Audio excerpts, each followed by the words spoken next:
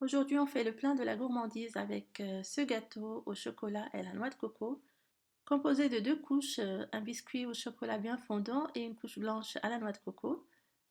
La recette est vraiment simple, on va voir les étapes en vidéo. Donc on va commencer par la préparation du biscuit au chocolat. Tous les ingrédients doivent être à température ambiante. Pensez à sortir le beurre du frigo au moins 1 heure avant de commencer la préparation parce qu'il faudra qu'il soit bien mou. On va justement commencer par travailler le beurre avec le sucre. J'y ajoute la poudre de vanille. On va les travailler ensemble pour avoir un mélange bien crémeux. Après, on rajoute un œuf et on va fouetter pour bien l'incorporer au beurre.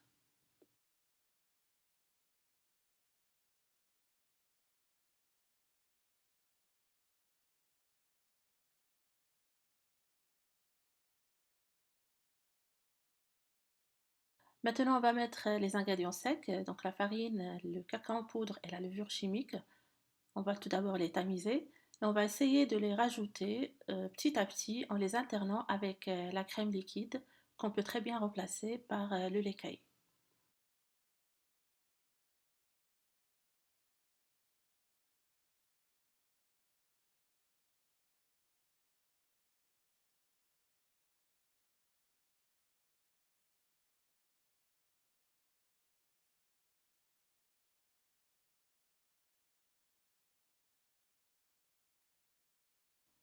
Une fois que vous avez bien mélangé, vous obtenez une pâte homogène et épaisse. On va la verser dans un moule beurré et fariné.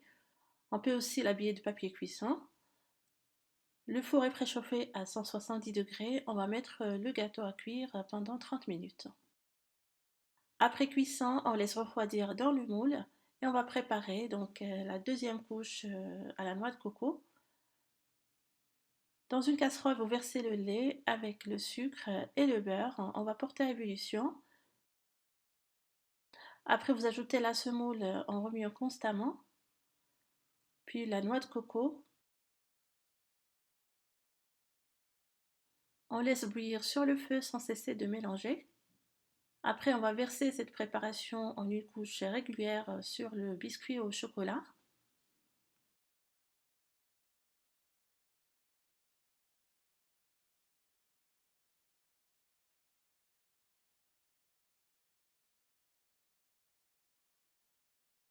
Et là, on va couvrir, on va mettre au frais pour laisser refroidir. Après, on va démouler le gâteau et on peut le décorer selon le goût.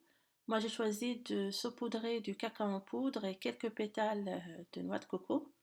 On peut aussi couvrir avec du chocolat fondu.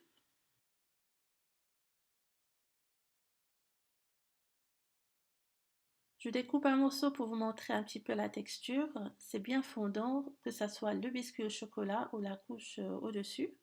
C'est pas un gâteau fait pour le régime, on peut le dire, c'est pour se régaler et se faire plaisir. Notre recette touche à sa fin, j'espère qu'elle vous aura plu. Il me reste qu'à vous souhaiter une bonne dégustation.